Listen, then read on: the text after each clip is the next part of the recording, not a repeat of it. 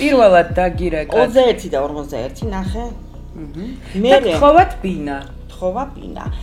ზარი უცხო ნომრიდან ნინო ჭანტურიძის მობილურ ტელეფონზე 29 მაისს 21 საათსა და 41 წუთზე შევიდა. ახელვებული მამაკაცი ქალს ორთაჭალაში გორგასლის ქუჩაზე კუთვნილი ბინის ერთი დღით მიქირავებას თხოვდა.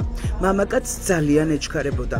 იმდენად რომ ზარიდან ზუსტად 3 წუთში 21 საათსა და 44 წუთზე ის უკვე გორგასლის 34 ნომერში ნაქირავები ბინის კარის წინ იდგა.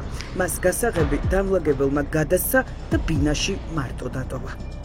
სასწრაფოდ მინდა ორთაჭალაში ვარ და ახლოს მინდა ბინა. ხო და მეც კი ბატონო ეხლა. რამდენი ხნით უნდა ქალბატონო რომ ერთი ღამით მითხრა. თქვენ შეხვდით? არა.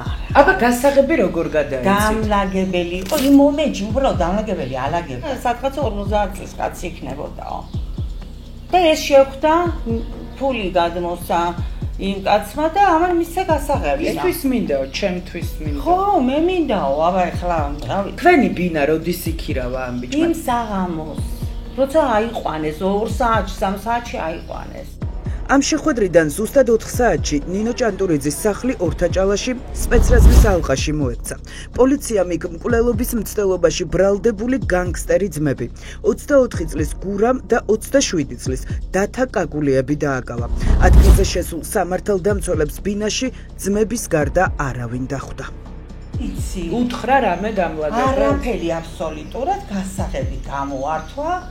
და ისო ქალბატონო თქვენო მიდიხართო, კიო დამლაგებელს უთქვია და კაიო ისიც ჩამოიყვანა რა, ჩამოვიდნენ ერთად, ესო ჩაჯდა მანქანაში და წავიდაო და მე სახლში წავედი. და მე როგორც ჩანს ავიდნენ უკვე კაკულიები ამ ბინაში. მე ეთყობა ავიდნენ ის.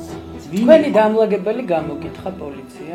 არა, ჩეჩერონი თანამგონი, არა. შემდეგ იგებთ რამდენიმე საათში რომ სპეცრაზმია. იგებ რა მოვადგა სახლში პოლიციელი თუ ვინ იყო კაცი, რომელმაც გუგა და დათა კაკულიებისთვის ბინა ვაკეში არაყიშვილის ქუჩაზე მომხდარი შეიარაღებული თავდასხმიდან მეორე დღეს იქირავა. შაბათის ეთერის ინფორმაციით შუახნის მამაკაცი, რომელიც მიმალვაში მყოფი კრიმინალი ძმების ან თანამზრახველი, ან ყველაზე მეტად ნდობით აღჭურვილი პირი იყო, ახლა იძებნება. ტელეფონის ნომერი, რომლითაც კრიმინალი ძმების ნდობით აღჭურვილმა პირმა კაკულიებისთვის ბინა იქირავა, ნომრების ბაზაში რამდენიმე ზედმეტ სახელით იძებნება, თუმცა მისი იდენტიფიცირება შაბათის ეთერმა ამ ეტაპზე ვერ მოახერხა. მის შესახებ ჩვენი ინფორმაციით არაფერი წერია არც საქმის მასალებში. ერთ-ერთი ბოლო კი, ვინც მას შეხვდა, ნაქირავების სახლის დამლაგებელი იყო. ის პოლიციას არ გამოუკითხავს, თუმცა შაბათის ეთერთან ყვება, რომ კაცი, რომელსაც გასაღები გადასცა, შავი ავტომობილით გადაადგილდებოდა და 50 წლამდე იყო. ქალბატონო ელინა, იცით რა მაინტერესებს? თქვენთან მამაკაცი მოვიდა შუახნის თუ ახალგაზრდა ორი ბიჭი, ვინ შეხვდა? არა, შუახნის კაცი იყო. სახელი ხო არ გახსოვთ შემთხვევით? არა, სახელი არაფერი. რა მანქანით იყო?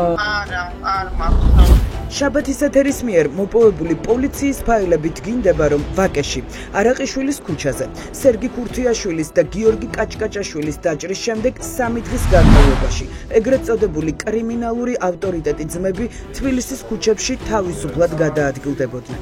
მათი იდენტიფიცირება პოლიციამ ვერ შეძლო. ამას ჩვენს მიერ მოპოვებული ოპერატიული პატაკიც ადასტურებს. 27 მაისს ოპერატიული ცნობით დეტექტივმა ივანე ვარდიაშვილმა ხელმძღვანელს სულაშვილს აცნობა, რომ მისთვის დაუდგენელმა დამნაშავეებმა სროლის შემდეგ შემთხვევის ადგილი ტაქსით დატოვეს. დანაშაულის შემდეგი პირები არაყიშვილის ქუჩაზე მივიდნენ სქროლებით. სროლის შემდეგ კი მიმალვის მიზნით ტერიტორია დატოვეს ტაქსის საშუალებით. ვიდრე პოლიცია სათვალთვალო კამერებში სავარაუდო დამნაშავეებს ეძებდა, ძმები კაკულიები ამ დროს უკვე დიღომში იმყოფებოდნენ. მათ ტაქსი ბელიაშვილის ქუჩაზე გააჩერეს და დიდ დიღომში დავარის ქუჩაზე მიყვანა სთხოვეს. დავარის 52 ნომრის მიმდებარედ ტაქსი გააჩერეს და ტერიტორია ფეხით დატოვეს. გაჩერებული ვიყავი ბელიაშვილის ქუჩაზე მარი მარკეტთან. ამ დროს ორმა ახალგაზრდა ბიჭმა გამაჩერა და დიდ დიღომში დავარის ქუჩაზე გაყვანა მთხოვა. ორივე ახალგაზრდა უკანა სავარძელზე მოთავსდა. ისინი ერთმანეთში არ ლაპარაკობდნენ. თავზე ორივეს ეხურა კეპი, ერთ-ერთს კი მხედველობის სათვალე ეკეთა. როდესაც მანქანიდან გადავიდნენ, მე არ დამინახავს რა მიმართულებით წავიდნენ. ვისთან იმყოფებოდნენ დავარის ქუჩაზე ძმები ეს გაურკვეველია.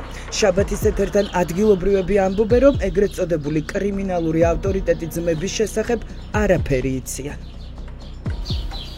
ანუ, აი ეს ადამიანები არ გინახავთ ამ ტერიტორიაზე? არც გეცნობა? არც მეცნობს საერთოდ პირველად. აქ აქირავებს ბინას ვინმე ამ კორპუსში? არც ერთი, ყველა ადგილობრივია? რა თქმა უნდა.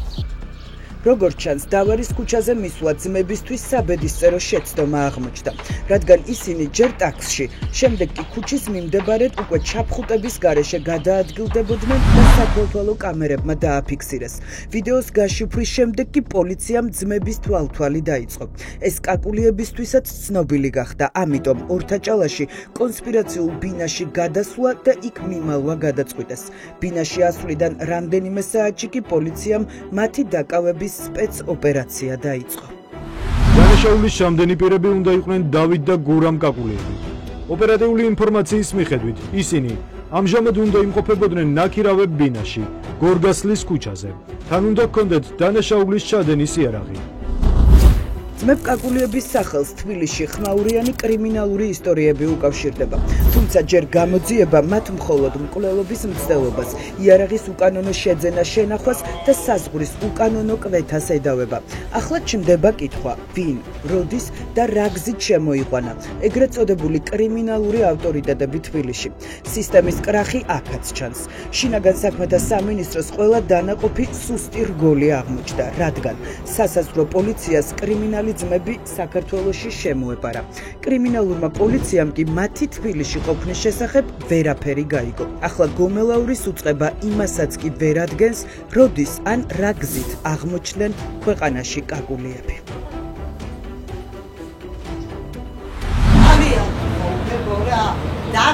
ეს ცნობილი კანონიერი ქურდის დავით თბილისკის დედა და ძმებ კაკულიების ბებია. ის არ ამხელს დეტალებს, როდის და რა დროის განმავლობაში იმყოფებოდნენ შვილიშვილები მასთან სახლში. არადა ვაშლი ჯვარში კაკულიების ბებიის სახლში საგამოძიებო მოქმედებები უკვე ჩატარდა. ჩვენი ინფორმაციით ჩხრეკა ჩატარდა მრგვალ ბახტანაც. კაკულიების უბანში ეს სახლი ახლა გაქირავებულია, თუმცა შაბათის ეთერის ინფორმაციით ბოლო თვეების განმავლობაში ამ ტერიტორიაზე სანაყინე ლუკა პოლარის მიმდებარედ ძმები ხშირად გადაადგილდებოდნენ. დაახლოებით რა პერიოდია, რაც ისინი თბილისში იმყოფებიან? თუ იცით? მაგრამ იმალებოდნენ ისინი? არაფერი არ ქონდათ დასამალი, რატომ უნდა დამალულიყვნენ? დაიბარა ვინმე საგამოძიებო ორგანოდან, რამე ვინმე შეკითხა. გარდა იმ ტალახისა და იმ რა ვიცი, უსაფრთხო ბრალდებებისა, რაც მათ მიმართ ისმოდა, იმ მომენტისთვის მე როგორც ვისაუბრე, ქონდათ ესე გადაწყვეტილი, რომ როდესაც დამთავრდებოდა საქმე, ყველაფერი დადგინდებოდა, შესაბამისად ოჯახი გააკეთებდა განცხადება. ისინი გადაადგილდებოდნენ ქალაქის მასშტაბით, ჩვეულებრივად არასოდეს არ გაუჩნდა. ადამიანი არ იძებნება, ადამიანის მიმართ კითხვები არ ჩდება. არიან ჩვეულებრივი მოქალაქეები, ოღონდ საქართველოს მოქალაქეები არ არიან, რუსეთის მოქალაქეები არიან. ჩვენი ინფორმაციით ძმები კაკულიები თბილისში გადაადგილდებოდნენ, პოლში დადიოდნენ ლუკა პოლარაში. აღნიშნულ ვერსიას, რასაც მეუბნებით, უფრო აქვს არსებობის უფლება, ვიდრე ის, რომ ისინი მართლწინააღმდეგოდ ინახავდნენ იარაღს ან ჩადიოდნენ სხვა დანაშაულს. მათ მიმართ არ იყო ძებნა გამოცხადებული, არ იყვნენ დაბარებული საგამოძიებო ორგანო. კაკულიების ადვოკატის ეს ინტერვიუ გომელაურის უწყების მორიგ კრახს ადასტურებს, რადგან ძმების წინააღმდეგ ნიკო კვარაცხელიას მკვლელობის საქმეზე სამართლებრივი დევნის ან მათი მინიმუმ გამოკითხვაზე დაბარების საფუძველი შინაგან საქმეთა სამინისტროს და პროკურატურას თვეებია აქვს, თუმცა ეს არც ერთმა უწყებამ არ გააკეთა. ადვოკატი ამბობს, რომ მათი გამოკითხვის შესახებ ქართულ საგამოძიებო უწყებას არც სომხეთისთვის მიუმართავს, სადაც ძმები ბოლო წლების განმავლობაში ცხოვრობდნენ. გავსი რამეთქიცებულება წარმოადგინა, ეს მე არ მინახია ამ საქმეში, რომლის მასალებიც მე გადმომწეს, რომ რაიმე სახით სომხეთისთვის მიემართა. ანუ არ მიუმართავთ, იტყუება პროკურატურა. კი, მე ვფიქრობ, წარმოდგენილი მასალებით, რაც მე მაქვს, რომ ეს სიმართლეს არ შეესაბამება. ნიკო კვარაცხელიას მკვლელობის საქმესთან ძმების სავარაუდო კავშირის შესახებ გომელაურის უწყებას ინფორმაცია და პირდაპირი ჩვენებები ჯერ კიდევ მკვლელობიდან მეორე დღეს 16 სექტემბერს ჰქონდა. საგამოძიებო უწყება მინიმუმ იცოდა ის, რომ მკვლელობაში ბრალდებული აკო ჭელიძე და კაკულიები ერთმანეთთან პირდაპირ სატელეფონო ხაზზე იყვნენ. იჯექი, გამოიარეს იმისმა, ერთ მაიყო რაღაცა ჩაგვა. დავინტერესებს. ჩავეხედე მობილური ერგო. ურნა სანზონაში და შავი მობილური ტელეფონი. ეს ნიკო კვარაცხელიას მკვლელობის და კაკულიების სავარაუდო კავშირის ერთ-ერთი მთავარი მტკიცებულებაა. 67 წლის ტაქსის მძღოლი როლანდ ბელქანია 15 სექტემბერს ნიკოს მკვლელობის დღეს მერვე საავადმყოფოდან მგზავრს ელოდებოდა.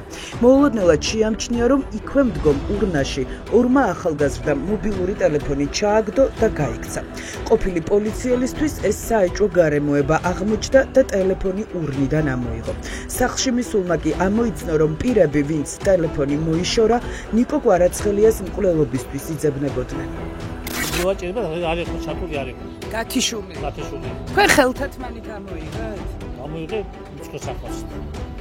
უცხოსახოს კი არა. უცხოსახოს ამოიღე და მე ჩავდი ფაილის იმაში. პარკში. თქვენ ყოფილი პოლიციელი ხარ? სად მუშაობთ? სოფელში. შავი ტელეფონი როლანდ ბელქანიამ პოლიციის განყოფილებაში მიიტანა.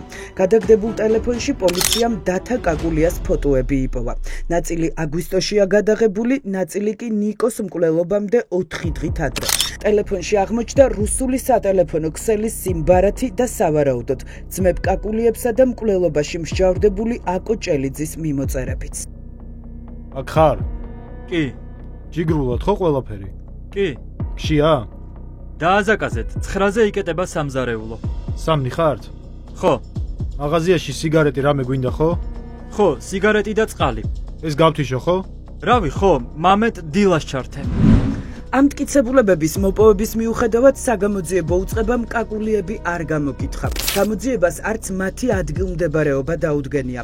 არადა ნიკოს მკვლელობის დღეს რომ კრიმინალი ძმები თბილისში იმყოფებოდნენ, ამაში ნიკო კვარაცხელიას ოჯახი დარწმუნებულია. ჩვენი ინფორმაციის და ოჯახის ინფორმაციით მკვლელობის დღეს მკვლელები გაგარების მოედანზე ასევე კონსპირაციულ ფიგურაში შეხვდნენ კაკულიებს. იმავე დღეს? იმავე დღეს.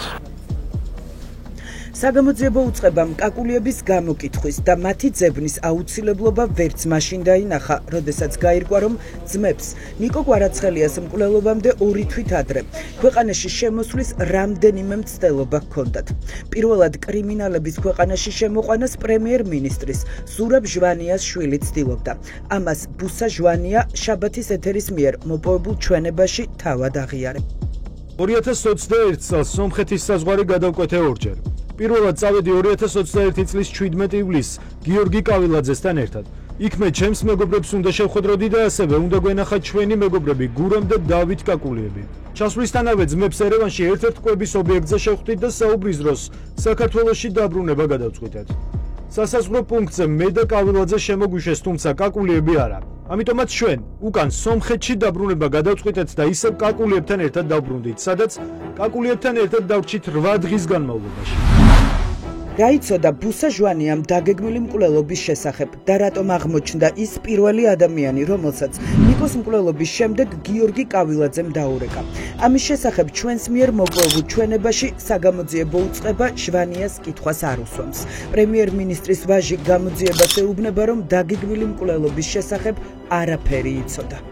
ძმები კაკულიები ჩემი დიდი ხნის მეგობრები არიან, თუმცა მათთან არაერთი შეხვედრის დროს არასდროს ნიკო კვარაცხელიას შესახებ არაფერი უთქვამთ. არც მასთან კონფლიქტზე და დაპირისპირებაზე არასდროს არაფერი უსაუბრიათ. ძმებ კაკულიებს ბუსა ჟვანიას ავტომობილით საქართველოში შემოსვლის მცდელობა კიდევ ერთხელ ნიკოს მკვლელობამდე რამდენიმე კვირით ადრე, აგვისტოს თვეშიც ჰქონდათ. მაშინ მათ ჩამოსაყვანათ ერევანში პრემიერ-მინისტრის ირაკლი ღარიბაშვილის ახლო მეგობრის და სოლიდარობის ფონდის მოქმედი ხელმძღვანელის ია მაკაცარიას შვილი ნიკო ჩხაიძე. მკვლელობაში ბრალდებულ აკო ჭელიძესთან ერთად ჩავიდა. იქ ერთი კვირა გაატარა, თუმცა კაკულიებმა საქართველოში წამოსვლა მაშინ გადაიფიქრეს. გურამ კაკულიას ვიცნობ ბავშვობიდან.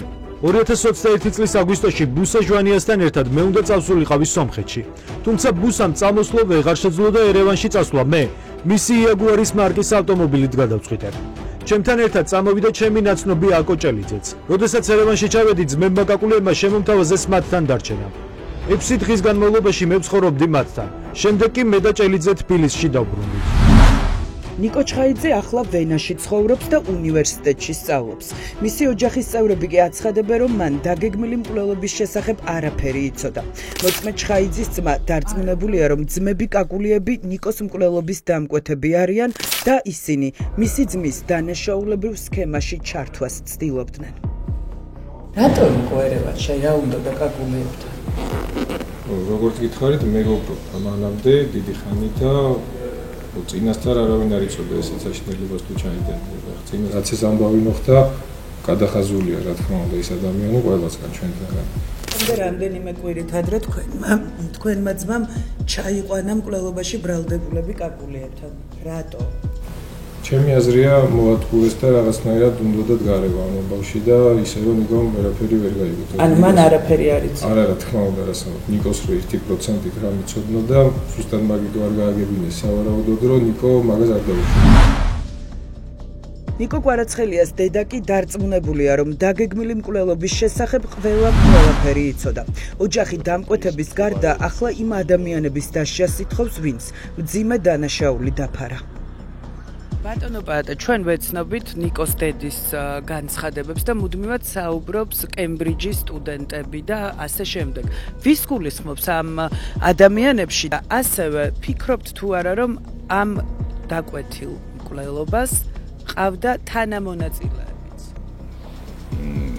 რა თქმა უნდა, ეს შესაძლებელია, ასეც ყოფილიყო, კემბრიჯელები არიან ბუსაჟვანიები, ჩხაიძეები და ის პირები, რომლებიც ამათ ეხმარებოდნენ. რამიშვილიც მათ შორის.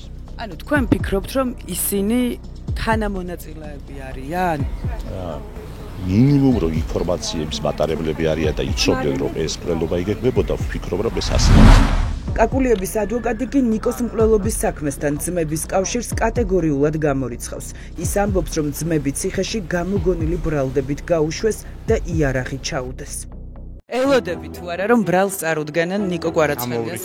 ნიკო კვარაცხელიაზე ზოგადად რას ამბობენ? შემხებლობა მათ არ ქონია? საერთოდ არ იცნობენ ნიკო კვარაცხელიას და არც არანაირი შემხებლობა და არც რაიმე კვეთან რა დამოკიდებულება არ ქონიათ. კაკულიები რას ამბობენ? იარაღი ქონდათ? არა, რა თქმა უნდა, არ ჩაუდეს? ჩაუდეს. ვინ ჩაუდო ამ? პოლიციის ქალბატონი იყო, როგორც ამიწერა. ანუ ქალმა ჩაუდო იარაღი ძმებ კაკულიებს? ვიღაც ქალბატონი იყო, რომელიც დაინახეს უშუალოდ იარაღი როგორ შემოიტანა. იმ დღეს არ ყოფილან ჭავჭავაძეზე? მივდივარ დასვამდე, რომ უნდა ჩატარდეს შესაბამისი ჰაბიტოსკოპიური ექსპერტიზა. მე თვალის ჭრილით ადამიანს ვერ ვცნობ. მტკიცებულებათა ერთობლიობით გინდება, რომ ძმები კაკულიები საქართველოში თვეები აიმყოფებიან. მათ ქვეყანაში შემოსვლა სავარაუდოდ სექტემბრის თვეში. ნიკოს მკვლელობამდე ცოტა ხნით ადრე მოახერხეს და საქართველო არც ნიკოს მკვლელობის შემდეგ დაუტოვებია. კრიმინალური ავტორიტეტები თბილისში იყვნენ მაშინაც, როდესაც ქართული საგამოძიებო უწყება ამტკიცებდა, რომ მათ მეზობელ ქვეყანაში ეძებდა. ახლა 17 წლამდე პატიმრობა ემუქრებათ. ესეც იმ შემთხვევაში, თუ მათთვის ბრალის დამტკიცება საგამოძიებო უწყებამ ამჯერად მაინც შეძლო.